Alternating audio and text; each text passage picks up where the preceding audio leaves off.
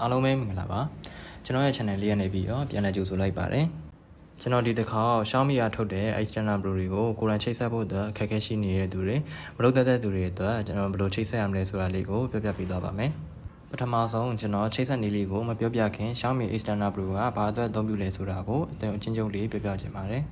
Xiao Mi external Pro ဆိုတာကအခုမိတ်ဆွေတို့ကိုပြထားတဲ့ပုံတွေတွေကအတိုင်းမူလအထိုင်ဆက်ကနေကူသုံးရင်းတဲ့နေရာက Wi-Fi range အလုံးလောက်မရောက်တဲ့သူတွေအတွက်အကွာအဝေးကိုပူချက်ပေးတဲ့သဘောမျိုးပါကဲဒါဆိုရင်ကျွန်တော်ချိတ်ဆက်ပုံလေးအကြောင်းကိုစပြောပြပေးပါမယ်ချိတ်ဖို့အတွက်ကျွန်တော်တို့ပထမဆုံးလုပ်ရမှာကကျွန်တော်တို့အခုဗီဒီယိုထဲမှာပြထားတဲ့အတိုင်းဆက်ကို reset ချပေးရပါမယ် reset ချတဲ့နေရာမှာကျွန်တော်တို့ဒီအဝါရောင်မိတ်တုံမီလင်းလေးကရက်သွားပြီဆိုလို့ရှိရင်ရပါပြီပြီးရင်ကျွန်တော်တို့ဒီမီ home ဆိုတဲ့ application လေးရှိရပါမယ်မရှိသေးတဲ့သူတွေအတွက်ကတော့ Android ဆိုလို့ရှိရင် Play Store iOS ဆိုလို့ရှိရင်တော့ App Store ကနေပြီးတော့အလွယ်တကူ download ရပါတယ်ပြီးရင်ကျွန်တော်တို့ application တွေကိုဝင်လိုက်ပါမယ်ကျွန်တော်တို့ပြီးရင်အညာဘက်ကအပေါ်ထောင်းကအပေါင်းလက္ခဏာလေးကိုနှိပ်လိုက်ပါမယ်ပြီးရင်ကျွန်တော်တို့ advice လေးကိုနှိပ်လိုက်ပါမယ်အဲ့ဒါဆိုလို့ရှိရင်တော့ကျွန်တော်တို့ device အမျိုးအစားတွေအများကြီးကျလာတာကိုတွေ့ရပါမယ်အဲ့ထဲကနေပြီးတော့ကျွန်တော်တို့ Wi-Fi amplifier ဆိုတဲ့ဟာလေးကိုရွေးလိုက်ပါမယ်ပြီးရင်ကျွန်တော်တို့ Mi Wi-Fi range extender Pro ဆိုတာလေးကိုရွေးပါမယ်ဒီနေရာမှာကျွန်တော်တို့ OK လေးကိုနှိပ်ပါမယ်ဒီဟာကကျွန်တော်တို့ device ကို reset ချခိုင်းတာပါကျွန်တော်တို့က reset ချပြီးသားဆိုတော့ device reset လေးကိုနှိပ်ပါမယ်ဒီနေရာမှာကျွန်တော်တို့ကကိုယ်တိုင်ချိတ်ဆက်ချင်တဲ့ Wi-Fi ကို select လုပ်ပေးရမှာဖြစ်ပါတယ်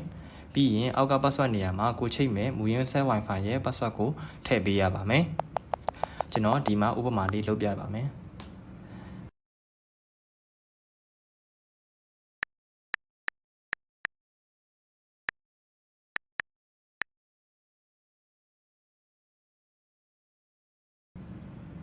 Wi-Fi password လေးထည့်ပြီးပြီဆိုရင်တော့ကျွန်တော်တို့ next ကိုနှိပ်ပါမယ်ဒီသင်းကတော့ကျွန်တော်တို့ Xiaomi external Pro ရဲ့ Wi-Fi signal ကိုချိန်ခိုင်းတာပါဒီတော့ကျွန်တော်တို့ဖုန်း Wi-Fi setting ကိုပြန်သွားပြီးတော့ Xiaomi Repeater ဆိုတဲ့ဟာလေးကိုချိန်လိုက်ပါမယ်ချိန်ပြီးပြီဆိုရင်တော့ကျွန်တော်တို့ Mi Home application တွေကိုပြန်သွားပါမယ်အခုလိုလေးပေါ်လာပြီဆိုလို့ရှိရင်တော့ကျွန်တော်တို့ 100% အထိပြည့်အောင်စောင့်ပေးရပါမယ်အခုလိုမျိုးတရားရဂိုင်းလုံးနဲ့ပြည့်သွားပြီမိတ်ဆွေတို့ရဲ့ site ကအဝါရောင်မိတ်မီလင်းရောင်လေးကနေပြီးတော့အပြာရောင်လေးဖြစ်ပြောင်းသွားပြီဆိုလို့ရှိရင်တော့စက်က activate လေးဖြစ်သွားပါပြီ Wi-Fi setting မှာလည်းအခုလိုမျိုးအနောက်မှာ plus လေးပါတဲ့ Wi-Fi name လေးပေါ်လာပါလိမ့်မယ်ဒါဆိုလို့ရှိရင်တော့မိတ်ဆွေတို့ရဲ့ Xiaomi external Pro ချိတ်ဆက်မှုလေးကအောင်မြင်သွားပါပြီဗျ